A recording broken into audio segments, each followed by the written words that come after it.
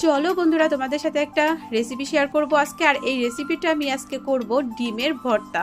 আর এই সিদ্ধ ভর্তাটা খেতে যা মজা, আসলে যে করে খায় সেই জানে, আর যে করে খায় না তার মর্ম তো সে বুঝবে না, বলো। তো আজকে আমি এটাই করব। তো চলো কিভাবে বানাই তোমাদের সাথে শেয়ার করি।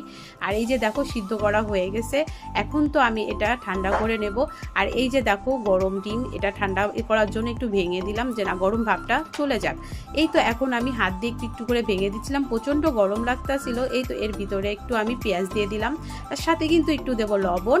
আর আসলে পেঁয়াজটা আমি ভেজেও দিতে পারতাম, আসলে আজকে কাঁচা পেঁয়াজি খেতে মন চাচ্ছিল। আর এই যে শুকনা মরিচ দেবো না, কারণ শুকনা মরিচ আবার আমার বরের পছন্দ না, তো সেজন্যই ভাবলাম কাঁচা মরিচ দিয়ে ভর্তাটা করে ফেলি। তো একটু লবণ দিয়ে মরিচটা দিয়ে ভালো করে মেখে নেব।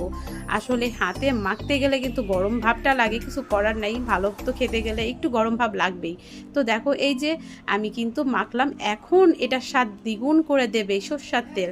আর এভাবে কে কে ভর্তা বানিয়ে খাও আমাকে অবশ্যই কমেন্টে জানাবে। আর এই যে দেখো এখনই কিন্তু আমি এটা মাখানো হয়ে গেলে গরম গরম ভাত দিয়ে খাবো, তো সেজন্যে দেখো আমি কিন্তু বাটিতে উঠাই নিচ্ছি। আর এখনই আমি খেতে বসবো। আসলে শুধু ভর্তা দিয়ে খাবো না, এর সাথে কিন্তু আরও অনেকগুলো আইটেম আছে।